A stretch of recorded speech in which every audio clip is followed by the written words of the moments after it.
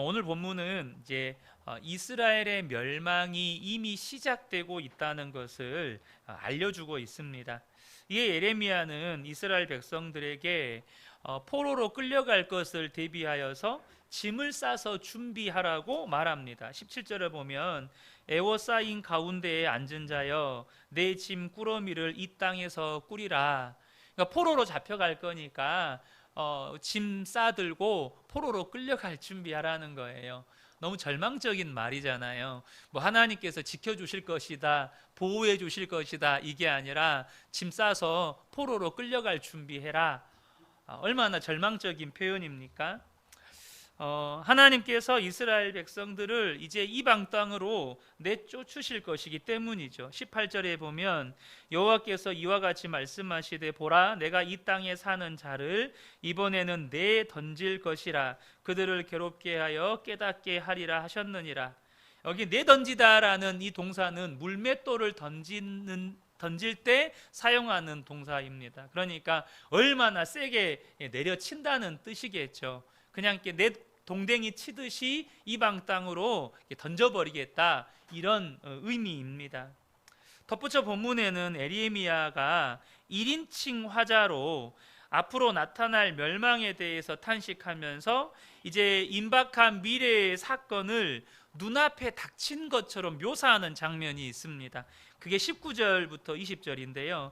슬프다 내 상처여. 1인칭 시점에서 이스라엘의 멸망 장면을 묘사하는 겁니다. 내가 중상을 당하였도다. 그러나 내가 말하노라. 이는 참으로 고난이라. 내가 참아야 하리로다. 내 장막이 무너지고 나의 모든 줄이 끊어졌으며 내 자녀가 나를 떠나가고 있지 아니하니 내 장막을 세울 자와 내 휘장을 칠 자가 다시 없도다. 그러니까 이제 에레미야가 1인칭 시점에서 이스라엘의 멸망을 지금 묘사하고 있는 것입니다. 그러면서 동시에 에레미야는 다시금 하나님께 기도합니다. 물론 심판을 막을 수 없기 때문에 하나님의 진노를 거두시기를 기도하는 것은 아닙니다. 하지만 하박국 선지자처럼 진노 중에라도 이스라엘 백성들을 긍휼히 여겨달라고, 불쌍히 여겨달라고, 끝까지 붙들어 달라고, 그런 기도를 지금 에레미야가 올리고 있는 것입니다. 사실 지금 이 하나님의 선언은 정말 받아들이기 어려운 충격적인 선언입니다. 하나님께서 자기 백성을 이방 땅으로 물맷돌 던지듯이 던져버리겠다는 것이죠. 사실 하나님은 어떤 하나님이십니까? 이스라엘 백성들을 애굽에서 구원하셔서 가나안 땅에 심으신 하나님이십니다. 도대체 그 하나님은 지금 어디 계시는 겁니까? 그렇게 사랑하고 소중한 보물처럼 여기신다고 하셨잖아요. 내 눈에 네가 보배롭고 존귀하다, 그렇게 말씀하셨잖아요. 그래서 제사장 나라로 삼겠다고 했던 이 이스라엘은 도대체 어디 있는 것입니까? 그것은 이 이스라엘 백성들이 다 하나님의 사랑을 망각하고 하나님이 주신 소명을 배반했기 때문에 자초한 일입니다. 하나님도 이제 더 이상 저들이 회개할 가능성이 없을 만큼 완악한 백성이라는 것을 아셨기 때문에 심판 외에는 다른 방법이 없으셨던 것이죠. 그런데 저와 여러분이 그럼에도 불구하고 이 심판 속에 감춰진 하나님의 마음을 놓치시면 안 됩니다. 오늘 본문을 보면 하나님께서 이스라엘을 심판하셨지만 여전히 그들을 향해 포기하지 않으시는 마음이 담겨져 있다는 것을 발견하게 됩니다. 18절인데요. 여호와께서 이와 같이 말씀하시되 보라 내가 이 땅에 사는 자를 이번에 내던질 것이라. 물맷돌 던지듯이 내던져버리겠다고 말씀하시고는 그 다음에 뭐라고 하시냐면 그들을 괴롭게 하여 깨닫게 하리라 하셨느니라, 이렇게 말씀하십니다. 이방 땅에 포로로 끌려가게 하셔서 심판하시겠다고 하시면서, 그러면서도 이런 괴로움을 줘서까지라도 그들을 깨닫게 하시겠다는 거예요. 심판을 통해서 이스라엘 백성들로 하여금 돌이켜 뉘우치게 하시겠다는 겁니다. 이스라엘 백성들이 다시 하나님을 찾도록 그렇게 하시겠다는 거예요. 그러므로 저와 여러분이 때로는 하나님께 범죄하여 징계를 받을 수 있어요. 히브리서 말씀해 보면 어찌 아버지가 아들을 징계하지 않을 수 있겠느냐라고 말씀하시잖아요. 우리의 삶에 하나님의 징계가 있을 수 있어요.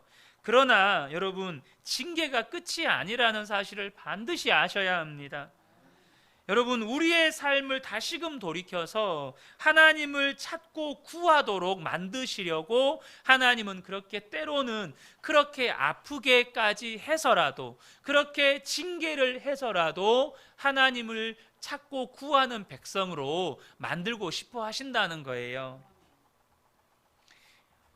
하나님께서 이제 모세를 시내산에 부르십니다. 십계명 주시기 위해서죠.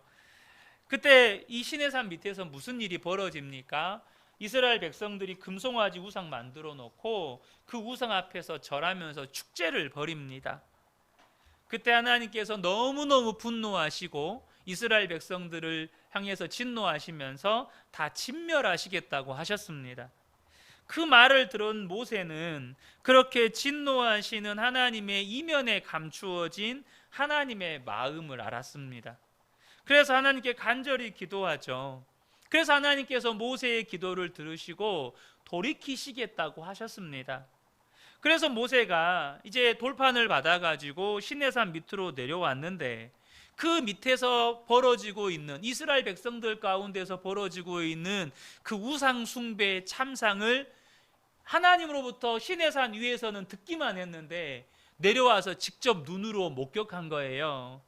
그러니까 하나님이 왜 그렇게 진노하셨는지를 모세가 알게 됩니다. 그래서 어떻게 합니까? 하나님의 마음으로 이 돌판을 집어 던져서 깨뜨려 버립니다. 이게 단순히 기도해서 될 문제가 아닌 거예요. 그래서 모세가 금송아지를 불에 태워가지고 부수어서 가루로 만들어서 물에 타서 이스라엘 백성들에게 마시게 합니다. 그리고 나서 모세가 이스라엘 백성들에게 무서운 명령을 내립니다. 출애굽기 32장 26절에서 28절인데요.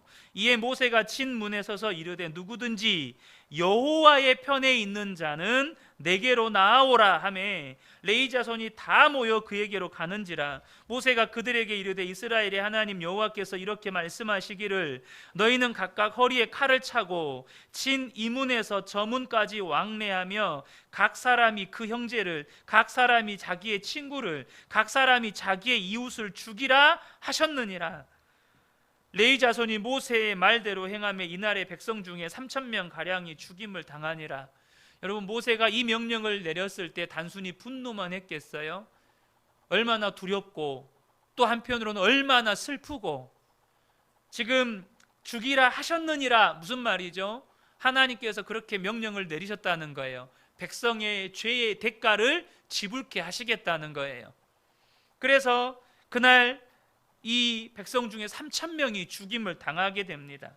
모세가 하나님의 편에 서서 이스라엘 백성들이 지은 죄의 대가를 치르게 해요. 그리고 다시 하나님 앞으로 올라갑니다.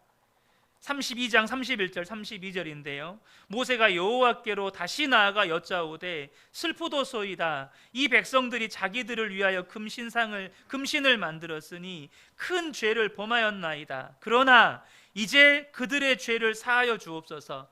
처음에 시내산에서 하나님께 이스라엘 백성들이 우상 숭배한다는 이야기를 들었을 때 그때의 기도와 지금의 기도가 완전히 다릅니다. 여러분 다시 한번 여러분 나중에 기회가 되시면 성경을 읽어보시면 좋겠습니다. 그때의 기도와 지금의 기도의 모세의 심정이 완전 달라요. 뭐라고 기도합니까? 그러나 이제 그들의 죄를 사하여 주옵소서. 그렇지 아니하시오면 원하건대 주께서 기록하신 책에서 내 이름을 지워버려 주옵소서. 자기의 목숨을 걸고 하나님 앞에 이 백성의 죄를 사해달라고 간절히 부르짖어 기도합니다.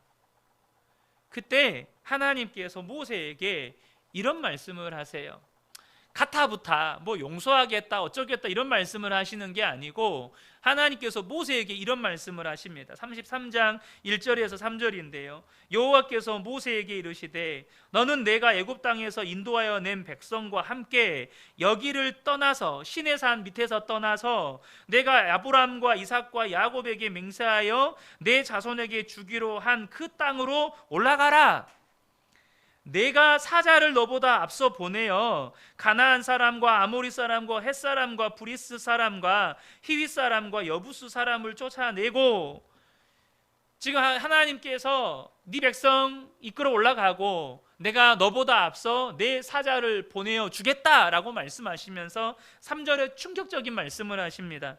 너희를 적과 꿀이 흐르는 땅에 이르게 하려니와 나는 너희와 함께 올라가지 아니하리니 너희는 목이 곧은 백성인즉 내가 길에서 너희를 진멸할까 염려함이니라 하시니.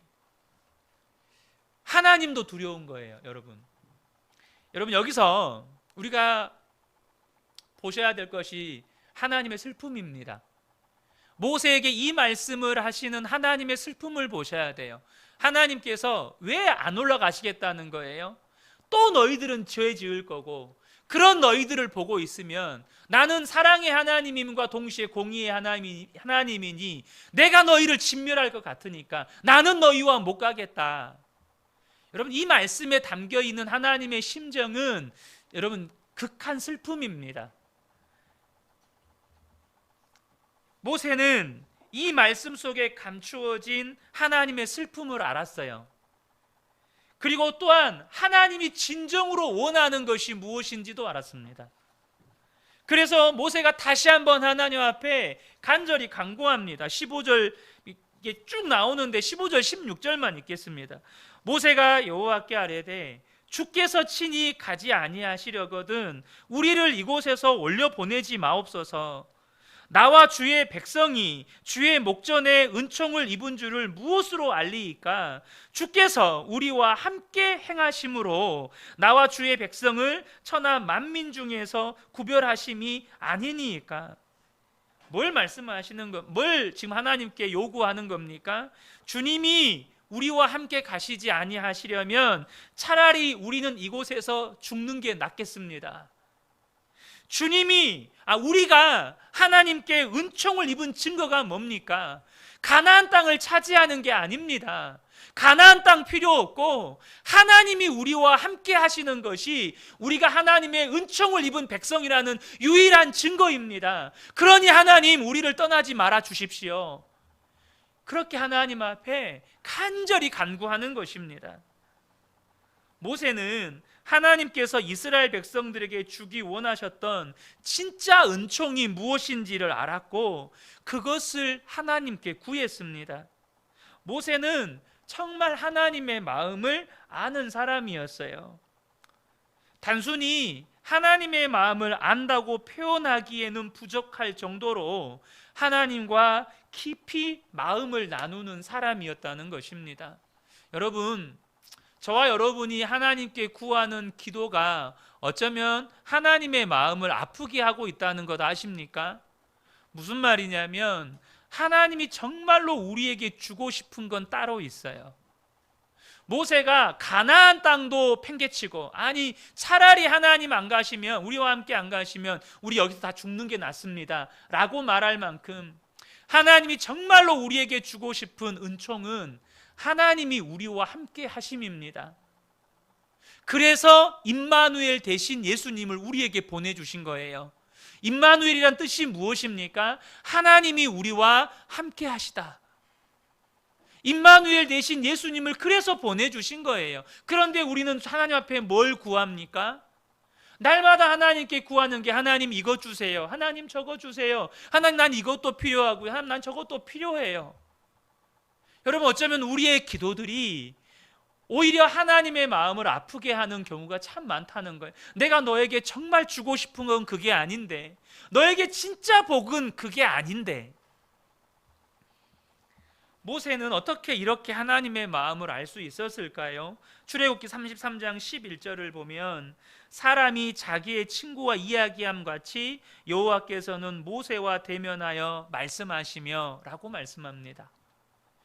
모세는 사람이 친구와 대화하듯이 하나님을 대면하여서 이야기했다는 거예요. 그러니까 모세를 향하여서 하나님이 뭐라고 여기는 거예요? 친구라고 여기는 거예요. 모세처럼 하나님과 친밀한 사람이 없었고 모세처럼 하나님의 마음을 아는 사람이 없었다는 것입니다. 하나님과의 친밀함, 정말 제가 그 은혜교회를 섬기면서 정말 자주 사용하는 단어 중에 하나일 겁니다. 하나님과의 친밀함. 하나님과의 친밀함이 하나님의 마음을 아는 열쇠입니다.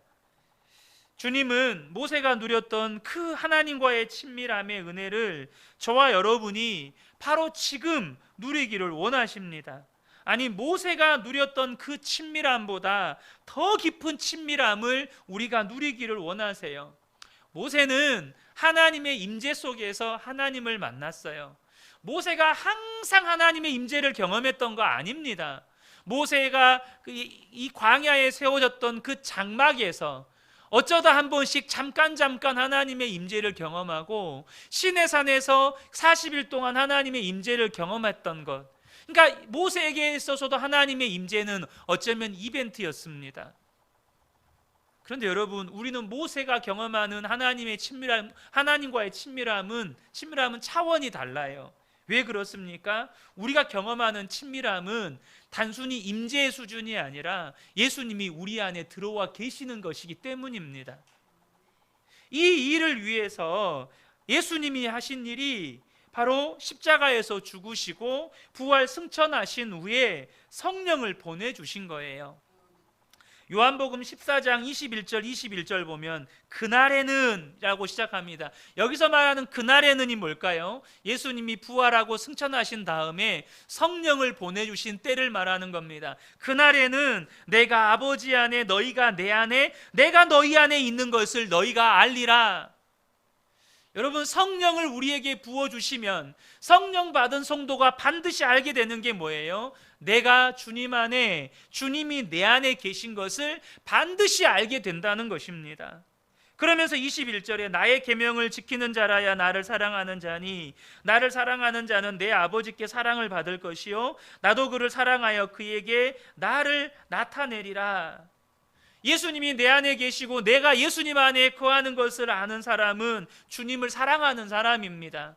주님을 사랑하는 사람은 주님의 계명을 지키게 돼요. 그리고 하나님은 그 사람을 통해서 하나님을 나타내십니다. 그리스도의 영광을 나타내세요.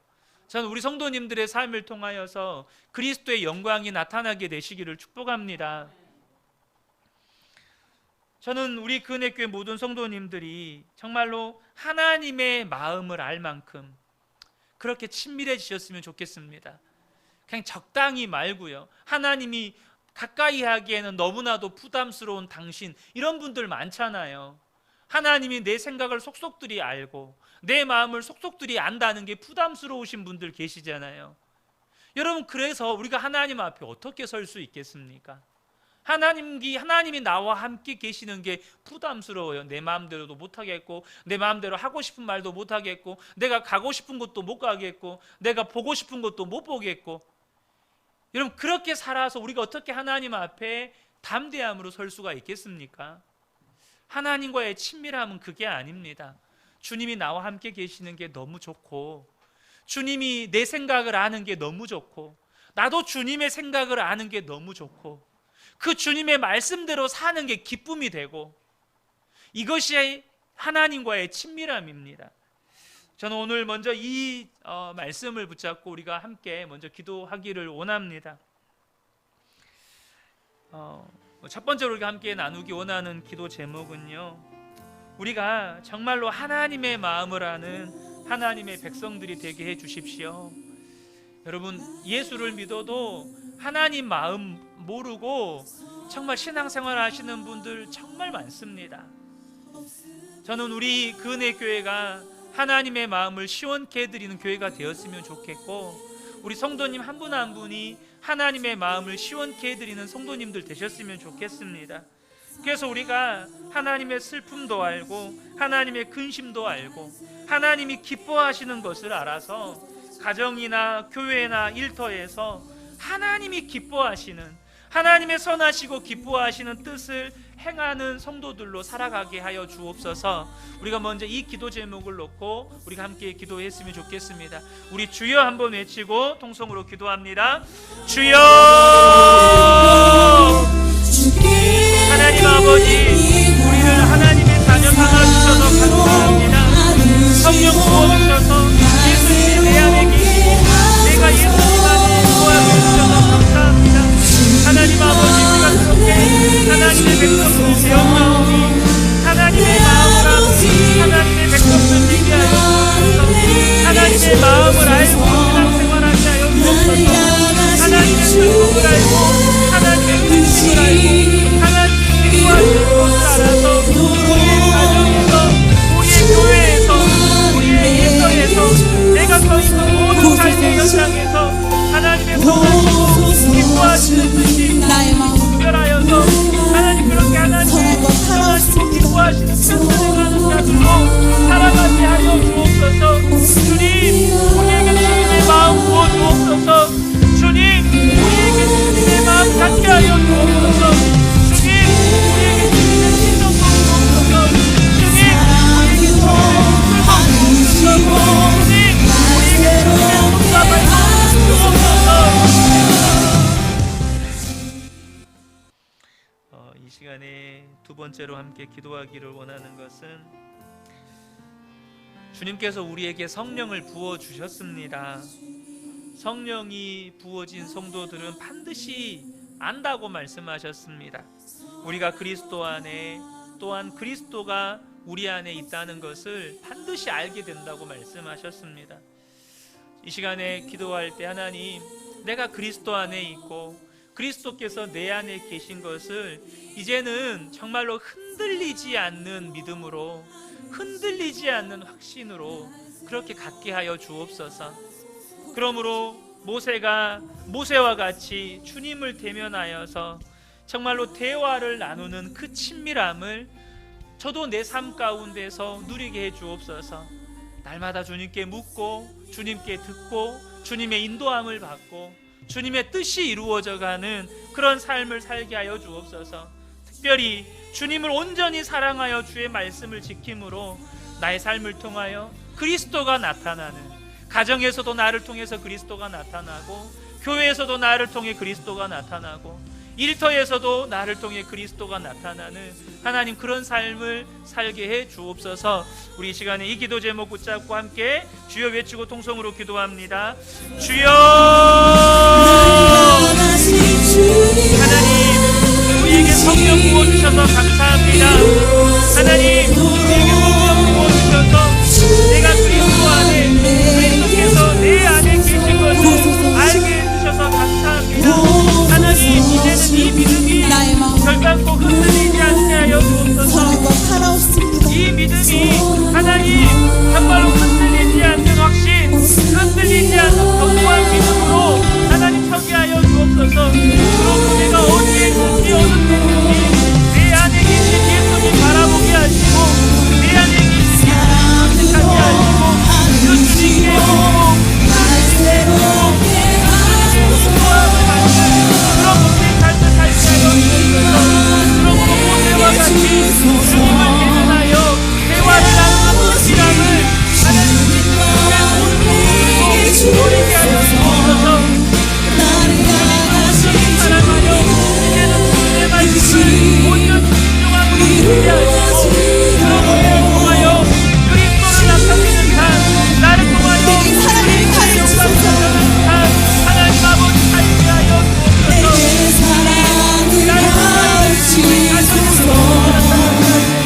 나를 통하여 그리스도가 나타나게 하시고, 나를 통하여 예수님께서 그리스도가 나타나게 하여 주시옵소서.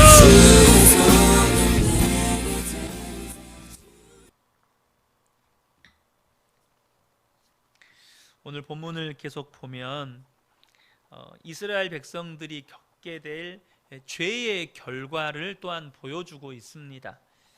이제 하나님의 심판으로 말미암아서 이스라엘 백성들이 포로로 끌려가는 것이 그들이 받는 심판의 끝이 아닙니다. 그냥 그들만 포로로 끌려가면 끝이냐? 그게 아니라는 거예요. 여러분, 죄는 반드시 영향력이라는 게 있습니다. 죄는 반드시 그 후속 결과들을 낳습니다. 단순히 나 한 사람 죄 짓고 끝나는 문제가 아니라는 거예요. 먼저는 이스라엘이 기업으로 받은 땅도 고통을 받게 될 것이라고 말씀을 하세요.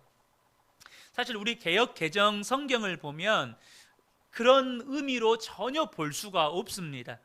19절에 보면 슬프다 내 상처여 내가 중상을 당하였도다 그러나 내가 말하노라 이는 참으로 고난이라 내가 참아야 하리로다.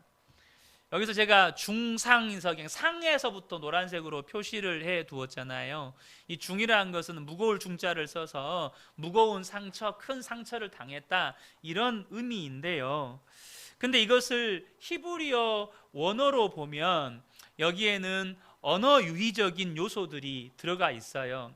무슨 말이냐면 이 상을 당하였도다라는 이 단어는 히브리어로 기업이라는 단어가 있는데 그게 16절에 나와요. 이 16절에 나오는 기업이라는 단어와 동일한 자음을 가지고 있는 동사입니다. 상을 당하였다 이건 동사잖아요. 근데 이 상을 당하였다는 동사와 이 기업이라고 하는 이 명사의 자음이 똑같아요. 에레미야가 일부러 그것을 이렇게 같은 자음이 들어있는 단어를 선택해서 이것을 쓴 거예요. 16절을 보면 야곱의 분깃은 이같이 아니하시니 그는 만물의 조성자요 이스라엘은 그 기업의 지파라 그 이름은 만군의 여호와시니라. 그러니까 이 기업이라는 단어와 이 상을 당하였다라는 이 동사의 단어의 자음을 똑같이 쓴 의미가 뭐냐면 이 이스라엘 백성들의 죄로 인하여서 이 이스라엘 백성들이 포로로 끌려가는 것으로 고통이 끝나는 게 아니고 이스라엘이 기업으로 받은 이 가나안 땅도 고통을 받게 될 거라는 의미를 가지고 있다는 거예요. 여러분, 사람의 죄는 하나님이 창조한 피조 세계 이 자연에도 지대한 영향을 미칩니다. 우리가 창세기 강해를 통해서 노아 홍수 이야기를 나누고 있잖아요. 근데 여러분 거기에서도 보면 죄는 인간이 범했어요. 홍수 심판으로 인간이 범해서 홍수 심판을 받습니다. 그런데 그 홍수 심판으로 인해서 인간만 멸망당합니까? 전 지구가 파괴가 됩니다. 그것을 성경에서 그대로 말해주고 있어요. 창세기 6장 13절을 보면 하나님이 노아에게 이르시되 모든 혈육 있는 자의 포악함이 땅에 가득함으로 그 끝날이 내 앞에 이르렀으니 내가 그들을 먹과 함께 멸하리라고 되어 있죠. 땅과 함께 멸하리라 라고 되어 있습니다. 그러니까 인간의 죄로 말미암아 하나님이 인간을 심판하시는데 인간만 심판하시는 것으로 끝내지 않고 땅도 고통을 당하게 하셨다는 거예요. 여러분, 그래서 지금의 지구는 노아 홍수 심판으로 말미암아 심각하게 파괴가 된 지구라는 것입니다. 그런데 인간은 지금도 또 죄악을 쌓아가면서 지구를 또 파괴해 가고 있죠. 그래서 사도 바울이 로마서 8장에서 이 자연 만물을 대변해서 이렇게 말씀하고 있습니다. 로마서 8장 19절에서 22절에 보면 피조물이 고대하는 바는 하나님의 아들들이 나타나는 것이니 피조물이 허무한데 굴복하는 것은 자기 뜻이 아니요 오직 굴복하게 하시는 이로 말미암음이라. 그 바라는 것은 피조물도 썩어짐의 종로로 단 데서 해방되어 하나님의 자녀들의 영광의 자유에 이르는 것이니라. 피조물이 다 이제까지 함께 탄식하며 함께 고통을 겪는 것을 우리가 다 아느니라. 여러분, 지금 사도 바울이 피조물이 이제까지 함께 탄식하며 고통 겪는 것을 우리가 다 안다고 이렇게 말씀하고 있잖아요. 여러분, 지금부터 이 로마서는 2000년 전에 기록이 됐거든요. 여러분, 2000년 전에 무슨 석유화학 폐기물이 있었겠어요? 아니면 공장에서 지금처럼 탄소가스를 배출했겠어요? 그래서 그렇게 자연이 환경 오염으로 파괴돼 가는 것을 보면서 이렇게 이 자연이 탄식하면서 고통당하고 있다고 말했겠습니까? 그게 아니에요. 지금 사도 바울이 보고 있는 건 21절이에요. 피조물도 썩어짐의 종로로 단 데서 해방되어, 이 말이 뭔 말이죠?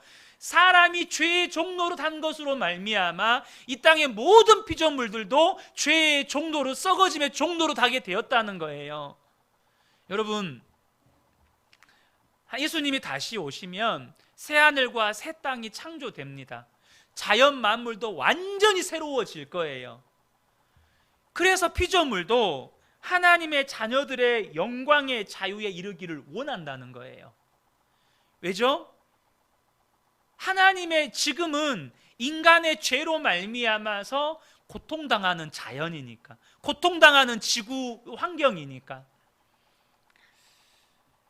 여러분, 사람의 죄로 말미암아서 이 피조 세계도 함께 고통을 받는 거라는 것입니다. 그것이 죄의 첫 번째 결과였어요. 이 가나안 땅이 고통을 당한다는 것이었습니다.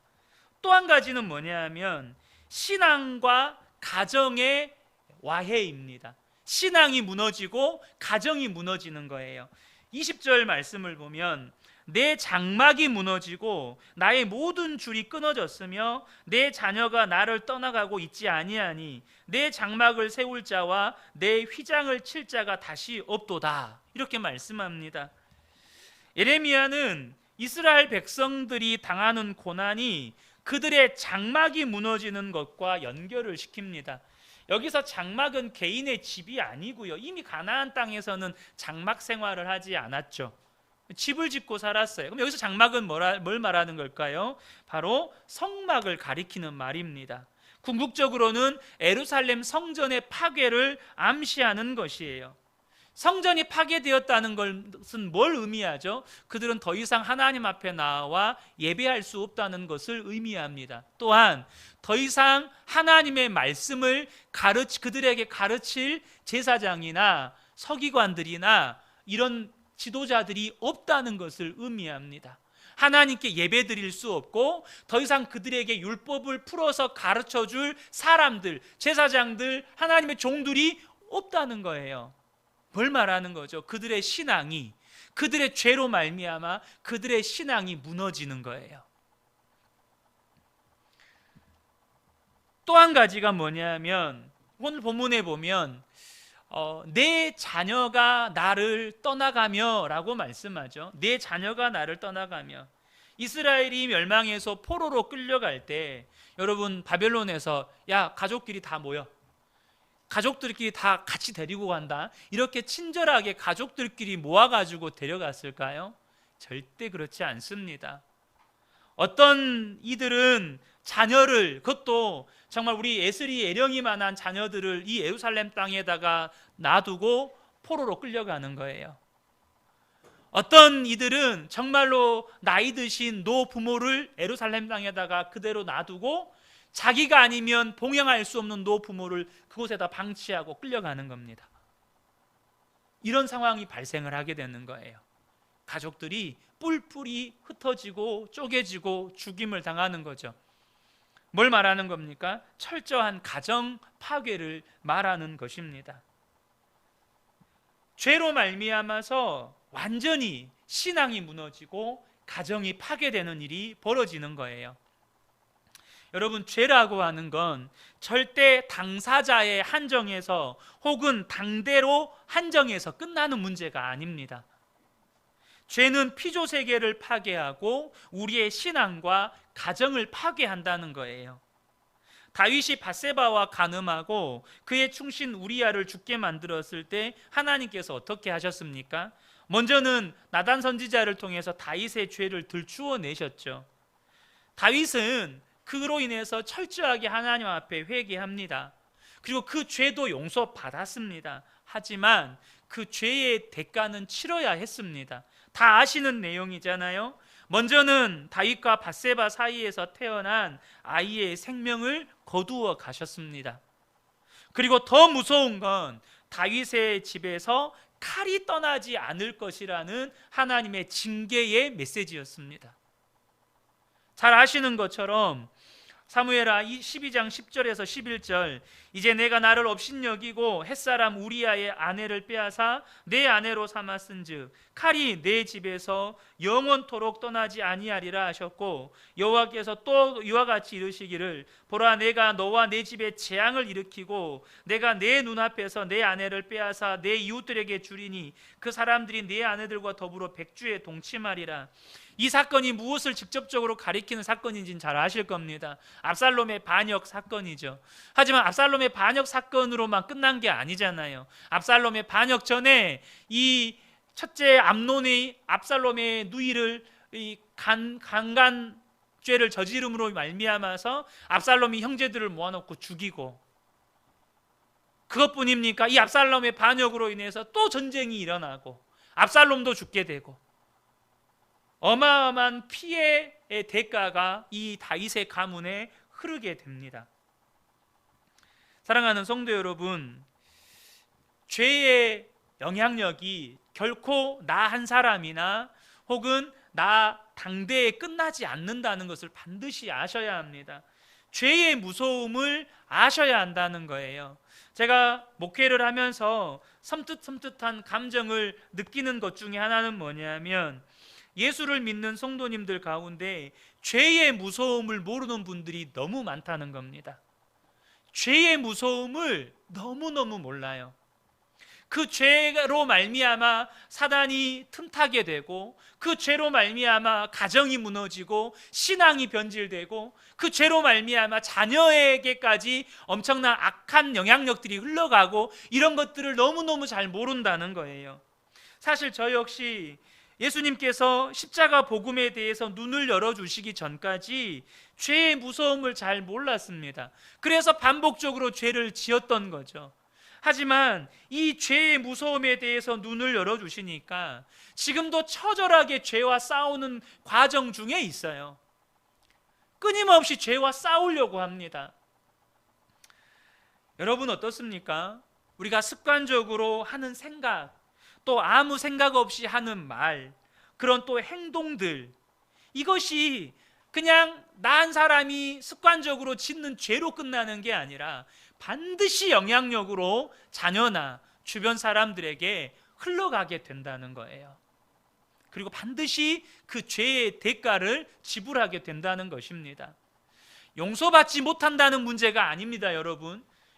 하나님 예수 그리스도 안에서 우리의 모든 죄는 사함 받습니다.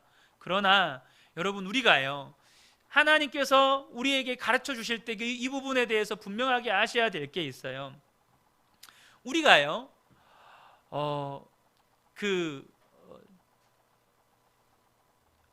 운전을 하고 가다가 신호를 어겼어요. 그럼 어떻게 하죠?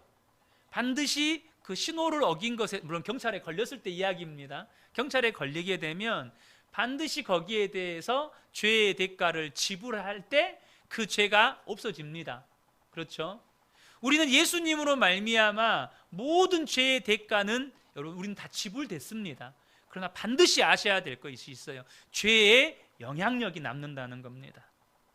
죄로 말미암은 영향력이 남는다는 거예요. 그래서 저는 오늘 이 부분을 놓고 우리가 함께 좀 기도했으면 좋겠습니다. 이스라엘 백성들이 단지 포로로 끌려가고 끝나지 않았고, 가나안 땅이 고통을 당했고, 그들의 가정이 파괴가 되었고, 성전이 완전히 무너져 버렸습니다. 죄가 낳은 결과였습니다. 이 시간에 우리가 먼저 기도할 것은 죄의 심각성을 깨우쳐 주옵소서, 이 기도입니다. 우리가 죄에 대해서 너무너무 죄가 심각하다는 걸 모르니까 너무너무 쉽게 죄를 범한다는 거예요. 그러니까 죄 짓는 것이 쉬우니까 회개가 쉽지 않아요. 반대로. 왜냐하면 이게 별로 죄라고 안 여기거든요. 이걸 죄라고 여기지를 않으니까 회개할 마음이 안 드는 거예요. 여러분, 이게 무섭고 두려운 일입니다. 우리가 하나님 앞에 지은 죄가 얼마나 심각하게 이 땅을 파괴하고 우리의 신앙을 무너뜨리고 가정을 파괴하는지를 분명하게 알게 하셔서 죄에 대한 경각심을 갖게 하여 주옵소서. 우리 심령에 파수꾼을 세워주셔서 죄가 나를 유혹하여서 이끌어갈 때마다 성령께서 나에게 경고해 주십시오. 내가 그 죄에 끌려다니지 않도록. 여러분, 우리 안에 정말 성령께서 파수꾼이 되셔서 죄의 유혹을 받을 때마다 주님 나에게 경고해 주십시오. 내가 알아듣게 해 주십시오. 죄에 넘어가지 않게 해 주십시오. 우리가 이 시간에 이것을 놓고 함께 기도했으면 좋겠습니다. 우리 주여 한번 외치고 통성으로 기도합니다. 주여! 하나님 아버지, 우리가 이 죄의 심각성에 대해서 다시 한번 깨우쳐주시니 감사합니다. 우리 안에 하나님 죄의 심각성을 깨우쳐 주십시오. 우리가 하나님 앞에 묻힌 죄가 얼마나 심각하게 세상을 파괴하고 우리의 신앙을 무너뜨리고 우리의 가정을 파괴하는지를 분명하게 알게 하셔서 하나님, 이제 우리가 죄에 대한 경각심을 갖게 하여 주셔서 하나님, 우리의 심령에 경고등을 채워주십시오. 우리 심령에 파수꾼을 세워주옵소서. 우리가 죄의 유혹을 받고 죄에 끌려갈 때에 성령께서 강력하게 경고하여 주셔서 우리가 결단코 죄에 미혹되지 아니하고 죄의 유혹에 끌려가지 아니하고 그 자리에서 멈춰설 수 있도록 하나님, 우리를 붙들어 주시옵소서. 하나님, 우리에게 은혜를 베풀어 주시옵소서.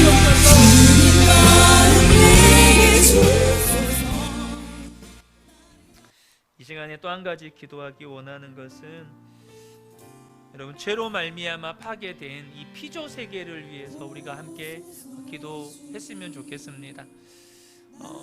아마 지금 우리 성도님들께서 뉴스를 보면 가장 자주 빈번하게 듣는 뉴스 중에 하나가 이 기후 위기에 관련된 뉴스일 겁니다. 최근에 있었던 이 장마는 역대 최고 강수량을 기록했고요.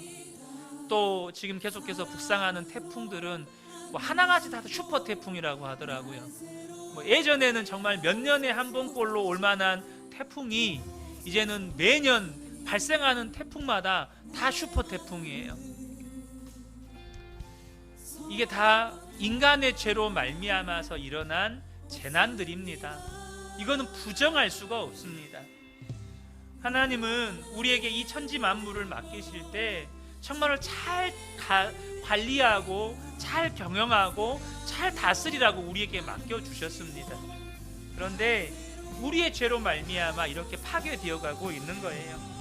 하나님, 우리에게 은혜로 허락하신 이 땅과 자연을 우리가 사랑하고 잘 가꾸고 보존하게 하여 주옵소서. 이건 우리의 사명 중에 하나입니다. 아담에게 주셨던 사명 중에 하나예요. 먼저 우리가 작은 일에서부터 실천하게 하시고, 특별히 자연 파괴로 인해서 일어나고 있는 심각한 기후 위기에 대처할 수 있는 그런 믿음과 지혜를 또한 우리에게 허락하여 주옵소서. 우리가 어떻게 태풍을 뭐 이렇게 저렇게 할 수 있겠습니까? 일어나는 지진을 어떻게 우리가 막을 수 있겠습니까?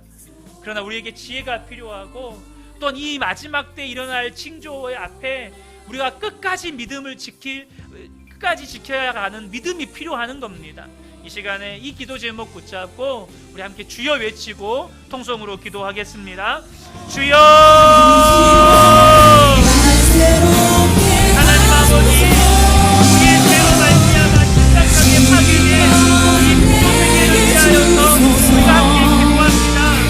하나님께서 우리에게 은혜로 허락하신 이 땅과 자연을 하나님, 우리가 사랑하고 살고 보존해야 하는데 인간의 사명과 인간의 죄로 말미암아서 지금 얼마나 심각하게 파괴되어 있는지, 얼마나 정말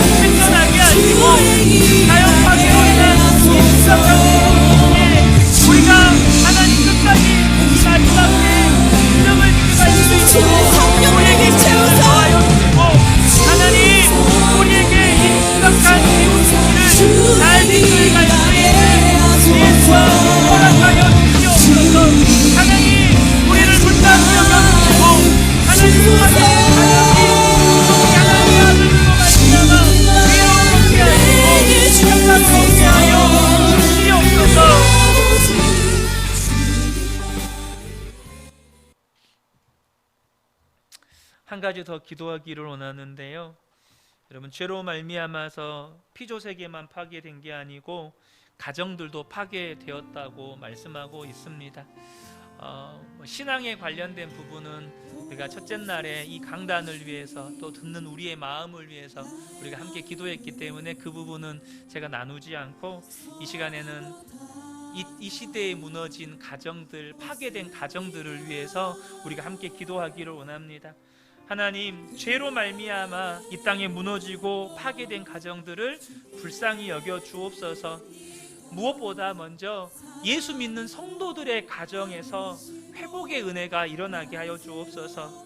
남자들이 남편과 아버지의 자리를 회복하게 하시고 여자들이 아내와 어머니의 자리를 회복하게 하여 주옵소서. 그러므로 우리 모든 믿음의 가정들이 정말로 믿음 위의 반석 위에 굳게 세워져서 정말 우리 성도님들의 가정들을 통해서 또 다른 가정들이 회복되고 정말 하나님의 나라가 이 땅 가운데 확장되어 갈 수 있도록 우리가 이 시간에 무너진 가정들의 회복을 위해서 함께 기도했으면 좋겠습니다. 우리 시간 주여 함께 외치고 통성으로 기도합니다. 주여!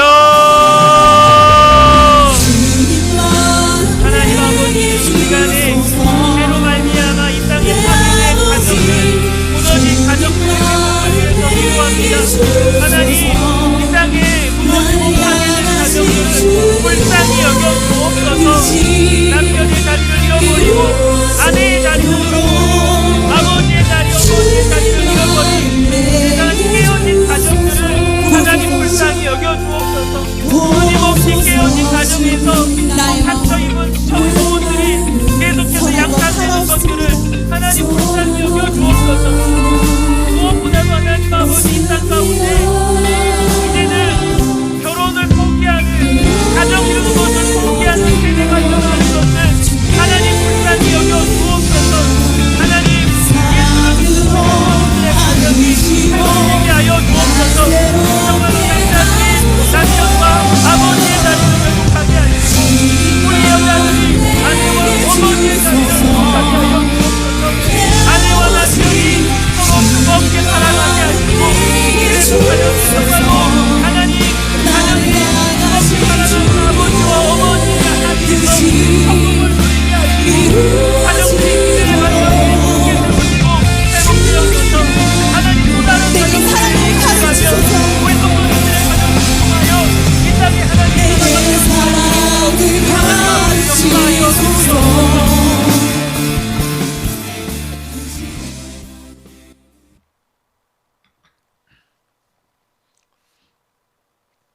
끝으로 한 가지 더 나누기 원하는 게 있는데요. 예레미야가 오늘 본문을 보면 하나님의 진노와 심판을 선포하면서도 하나님께 기도하는 장면이 나옵니다. 물론 예레미야의 기도는 이스라엘을 구원해달라, 심판을 멈춰달라, 이런 기도는 아닙니다. 23절을 보면 여호와여, 내가 알거니와 사람의 길이 자신에게 있지 아니하니 걸음을 지도함이 걷는 자에게 있지 아니하니이다. 사람의 길이 그 사람 자신에게 있지 않고 걸음을 인도하고 지도함이 이 걷는 자에게 있지 않다는 말은 우리의 인생이 너무너무 연약하다는 겁니다. 이것은 이스라엘 백성들의 연약함을 대변하는 거예요. 여러분, 정말로 그렇지 않습니까? 우리는 하나같이 연약합니다. 잠언 20장 24절에 보면 사람의 걸음은 여호와로 말미암나니 사람이 어찌 자기의 길을 알 수 있으랴. 어찌 우리가 내가 이 길을 걸어감에 있어서 이 길의 끝에 무엇이 있을지, 내가 계획한 대로 이루어질지 우리가 무엇을 장담할 수 있습니까? 혹시 여러분 지금까지 여러분이 원하는 대로 여러분의 인생들이 되어 오셨나요? 아마 그런 분들은 한 분도 안 계실 거라고 저는 확신합니다. 여러분, 우리의 인생은 우리의 뜻대로 되는 법이 없어요. 왜입니까? 우리가 연약하기도 하지만 우리의 인생을 다스리시는 분이 하나님이시기 때문입니다. 우리의 인생의 주인이 하나님이시기 때문이에요.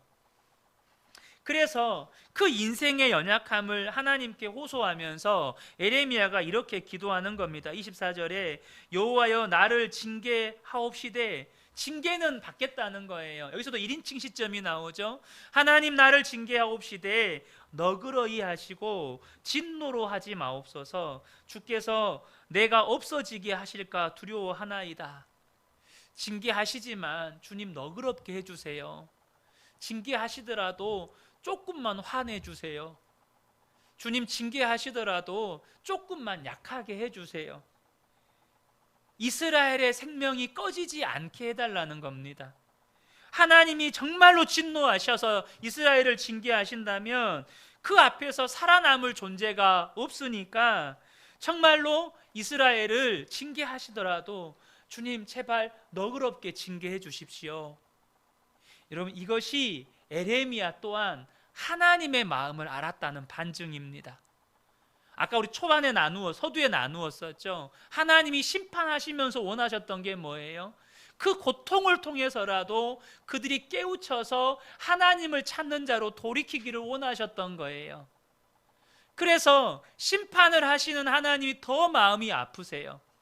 그래서 에레미야는 하나님 징계하시더라도 너그러이 징계해 주십시오. 그렇게 간구하는 것입니다.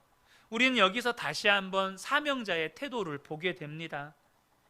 에레미야가요, 이스라엘 백성들에게 하나님의 말씀을 선포할 때요, 백성들이 귀 기울이지 않았습니다. 듣지도 않았어요. 심지어 에레미야를 엄청나게 핍박했고 또 다른 수많은 선지자들을 여러분 잡아 죽였습니다. 여러분이 에레미야의 입장이면 어떻게 하시겠어요? 아무리 울며 불며 선포해도 귀를 닫고 마음 닫고 듣는 척도 안 하는 거예요.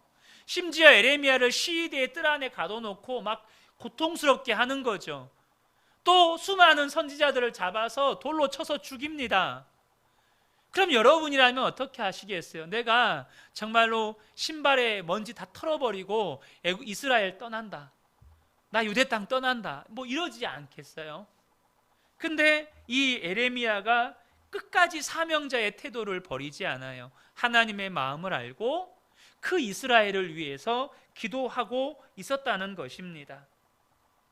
여러분, 이것이 저는 마지막 때를 살아가는 우리들의 모습이어야 한다고 믿습니다. 여러분, 세상 사람들이 복음에 별로 귀 기울여 주지 않습니다. 세상 사람들이 별로 진리에 귀 기울여 주지 않습니다. 앞으로 갈수록 세상은 교회와 복음과 성도들을 더 핍박할 겁니다. 말씀대로 되어질 거예요. 그러면 우리는 세상을 향한 기도를 포기해야 합니까? 하나님, 저 꼴보기 싫은 놈들 하늘에서 불 내려 버리십시오, 막 이래야 됩니까? 하나님 빨리 와가지고 저들 다 심판해 주십시오, 이렇게 해야 됩니까? 마지막까지 우리가 사명자가 맞다면 우리가 이 태도를 버리면 안 된다는 거예요. 사명자의 태도는 끝까지 기도하는 것입니다. 끝까지 하나님의 마음을 알고 기도의 끈을 놓치지 않는 거예요. 사랑의 끈을 놓치지 않는 겁니다. 용서의 끈을 놓치지 않는 거예요. 사명자에게서 사라져야 할 단어가 포기라는 단어예요. 기도를 포기하고 예배를 포기하고 전도를 포기하고 사랑하는 걸 포기하고 용서하는 걸 포기하고, 우리에게는 포기라는 단어가 있으면 안 돼요. 오늘 마지막으로 우리가 함께 기도할 기도 제목입니다. 6번째 기도 제목입니다. 우리가 어떤 처지와 형편에서도 우리의 가정, 우리의 이웃, 또 한국 교회와 나라를 위해 기도하는 것을 포기하지 않게 하여 주옵소서. 특별히 여러분, 우리가 신앙생활 하다 보면 기도의 문이 막힐 때 있잖아요. 여러분, 그것을 놓고도 기도하셔야 됩니다. 하나님, 어떤 처지와 형편에서도 기도의 문이 막히지 않게 해주십시오. 여러분, 기도는 은사가 있어서 기도를 잘하는 게 아닙니다. 우리가요, 기도는 하나님과의 대화잖아요. 그러면 내가 수다스러워질 때는 언제입니까? 사랑하는 사람을 만나면 수다스러워져요. 말이 많아집니다. 하나님을 사랑하게 되면 하나님과 나눌 이야기가 많아져요. 그러니까 나는 기도의 은사가 없다. 여러분, 기도는 은사가 아니에요. 하나님과의 친밀함의 정도지, 하나님과의 사랑의 정도입니다. 주님, 내가 어떤 순간에도 기도의 문이 막히지 않게 하여 주옵소서. 그러므로 우리의 기도를 통해서 가정이 회복되고 교회가 회복되고 이 나라 이 민족 가운데 하나님의 뜻이 이루어지는 것을 경험하게 하여 주옵소서. 우리 이 시간에 이것을 놓고 함께 기도할 때 주여 한번 외치고 통성으로 기도하겠습니다. 주여! 하나님, 우리에게 기도의 사명을 허락해 주셔서 감사합니다. 이 마지막 때에 여전히 하나님을 대적하고 하나님을 부인하고 하나님께 나오지 않는 이 세상과 하나님 이 나라를 위해서 기도할 사명을, 그들에게 그리스도의 사랑을 전할 사명을 맡겨주셔서 감사합니다. 주님, 우리가 어떤 전투와 형편 가운데서도 가정을 위해서, 이웃을 위해서, 한국교회와 우리 교회와 나라를 위해서 기도하는 것을 포기하지 않게 하여 주옵소서. 어떤 전투와 형편에서도 기도의 문이 막히지 않게 하여 주옵소서. 그러므로 하나님, 우리가 받는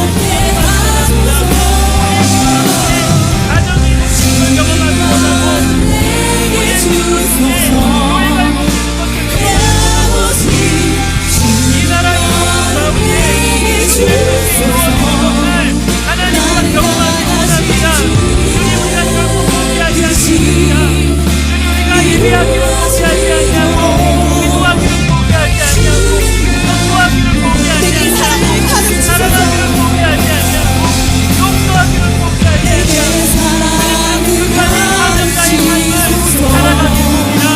주님, 우리를 불러주시고 주님, 우리에게 은혜를 베풀어 주시옵소서.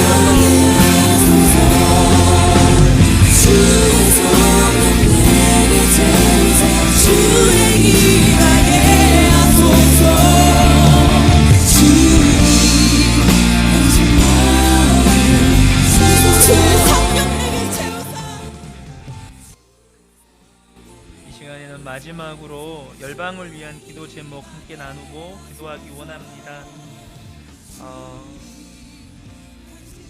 이 시간에는 이란 땅에 있는 우리 크리스찬들, 그리스도인들을 위해서 함께 기도했으면 좋겠습니다. 최근에 이란 국가안보군의 급습으로 인해서 기독교 개종자들이 50명이 체포가 되었다고 그래요. 그러면 또 그곳에 또 체포가 되면 이란도 강경 이슬람 국가이기 때문에 또 엄청난 고문과 또 회유와 이런 어려움을 당하게 됩니다.